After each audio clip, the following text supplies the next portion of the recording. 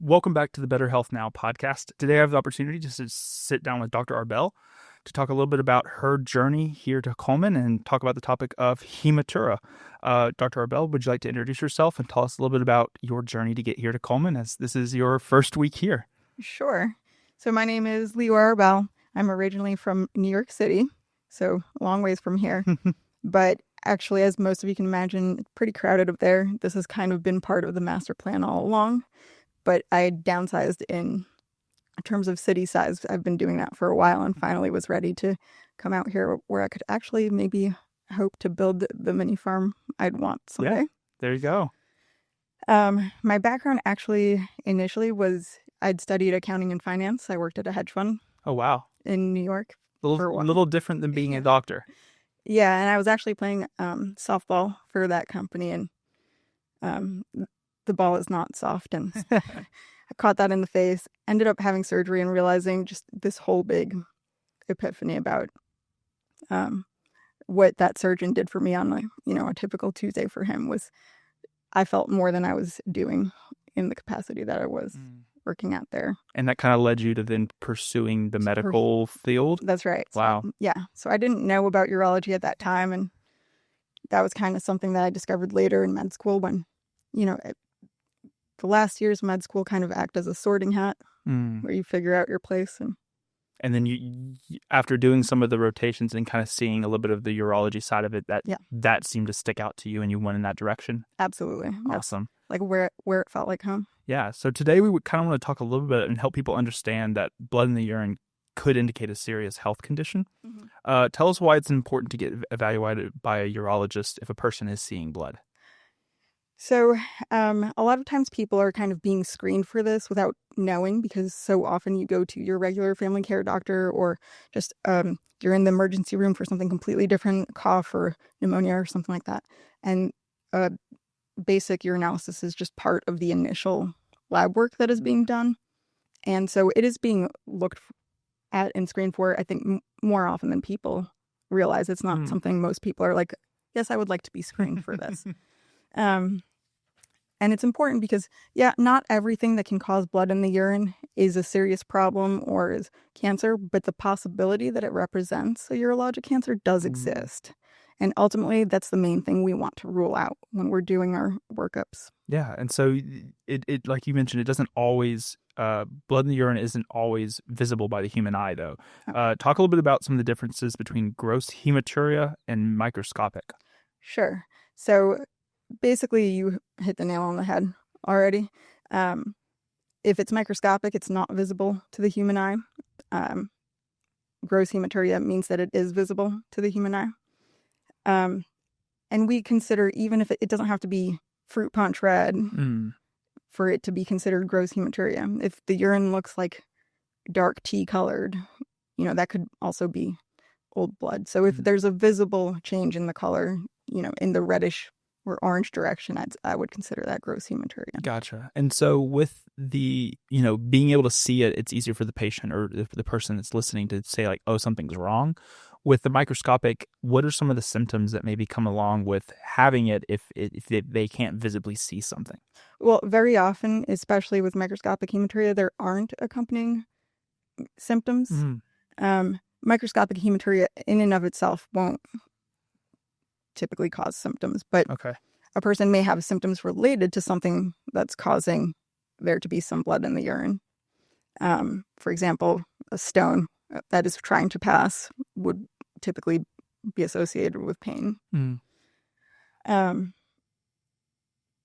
that's part of why the screening and workup is important, because some of these malignancies really you don't get much of a tell other than a very small amount of blood in the urine that isn't even visible to the human eye. Yeah. So what are some of these conditions that hematuria could indicate? And how do you kind of go about diagnosing and treating the different kinds of, or the most common things that you see?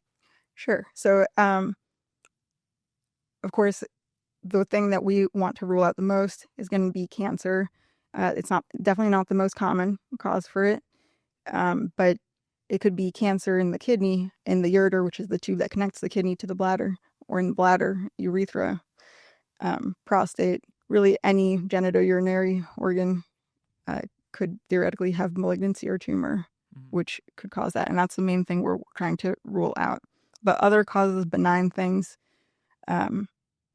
kidney stones, enlarged prostate, prostatitis, which is inflammation of the prostate, a UTI, which is exceedingly common. Just to name a few, also trauma often will present with blood in the urine.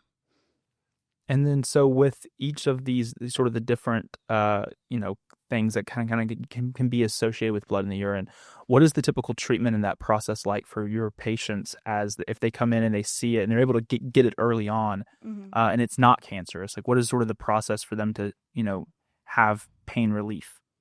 So it really just depends. It's really, because it's so broad and all of those causes and what I listed isn't even, the entirety of it. Yeah. It really just comes down to what cause have we identified for that particular patient, and that would determine what we need to do to treat. Do we even need to treat? Is this something that's okay to just surveil or observe? Yeah. And so is there an age group or or demographic that is typically more prone to have something like this, or that they should be watching out for? Good question. So again, it covers a broad spectrum of urologic conditions as well as non-urologic conditions, and medical kidney disease as well. So something like something that we would refer to nephrology, for example. But anyone at any age can have blood in their urine. But as far as the things that we're really trying to rule out, that we're mainly trying to rule out in our workups, it's really the cancers and the risk factors. There's quite a few, and it does vary by type of cancer and whatnot, but age over 60, being a smoker, exposure to certain chemicals, family history. There's certain syndromes like Lynch syndrome or VHL, which may be familial, that also increase the risk of having genitourinary tumors. So we've talked a lot about the symptoms, the causes, the treatment. Is there anything else that you want people to know about hematuria and seeing blood in the urine and the conditions that are associated with that? I think the big thing is that a lot of people come to us for a completely different reason. For example, incontinence, and they'll mention in talking to them in the initial encounter, they'll mention that, oh yeah, they've actually been having trace or small blood on their dipsticks at their primary care's office for a while, and they just didn't really know why. They just figured it was normal or menstruation or something like that. And I guess the big thing is that blood in your urine it's not normal exactly. And I mean, it may not be something serious or something to worry about, but it's also not something that we should ignore. Yeah. Is the point. And we don't want the temptation to just, we'll just repeat it. We'll repeat a urinalysis. It's understandable to have that temptation, but especially in patients with risk factors like smokers and people over 60, I'd stress that, again, we want to keep in mind it's not normal, that whenever a dipstick urine comes back with any amount of blood on it, we should get a microscopic analysis. And if that shows 3 or more, that's all it takes, 3 or more red blood cells in a high power field. If that's the result, then a referral to urology is indicated. Wow. And so, I mean, I think conversations like this are going to help the people that are listening and watching kind of at least understand a little bit more about things to be aware of and kind of that process. We'll be sure to have everything in the episode notes for links to anything that people might need, but I appreciate you being here today. Sure. Thanks for having me.